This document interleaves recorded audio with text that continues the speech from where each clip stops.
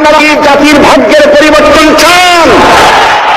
যদি তাই হয়, 4টি দলের 3টি দল দেখা হয়েছে, একটি দল দেখা হয় নাই, সেই দলটির নাম কি?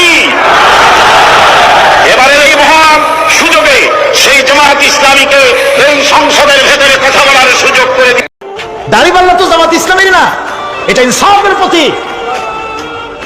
তারা ক্ষমতায় গেলে ইনসাফ করবে, এটা বুঝাবার জন্য এই প্রতীককে গ্রহণ করেছে। আল্লাহ যেন ইনসাফ করার তৌফিক দিয়ে দেয়, বলুন আমিন। আমরা ইসলামের জন্য শুধু চোখের পানি ফেলি, আর যখন ভোট দেই তখন ইসলাম যারা চায় না তাদেরকেই ভোট দেই, ঠিক কিনা?